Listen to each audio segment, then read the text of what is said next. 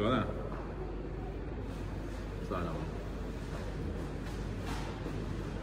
اوکی میگم چشم.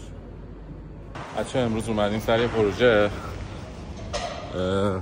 باغ‌تالار تو گرمدره. خیلی باغ‌تالار شیک و تمیز و قشنگیه. پاریس هستیم، برج ایفل. امیدوارم یه پروژه است بتونیم بگیریم و بتونیم همکاری کنیم با این پروژه. لوستر میخوام برای سالن اصلیشون، چه بتونیم کار کنیم.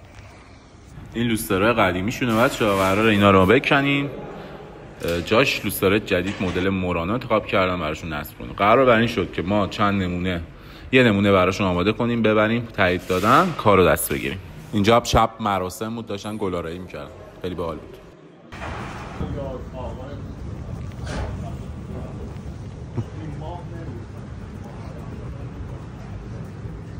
این یه نمونه 8 شاخه بود، براشون آماده کردیم، داشتیم ضعف کار رو میگرفتیم، اوکیش کنیم ببریم برای نمونه کار بهشون نشون بدیم. ببینید برگ اضافه تر از این اصلا جا نداره. ما هر چقدر که جا میشده برگ زدیم تو این کار.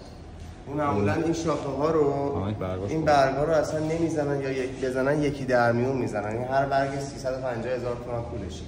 4 تا برگ تو ستون خورده، مابین همه شاخه هاش هم برگ خورده. اینجا آوردیم یه دستگاه لوستر رو داخل دفترشون نصب کردیم، تایید دادن خدا رو شکر.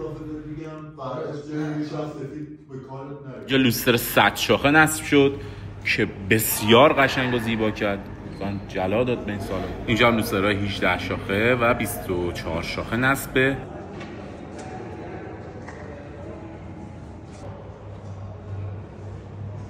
آماده سازی این لوسترها تقریبا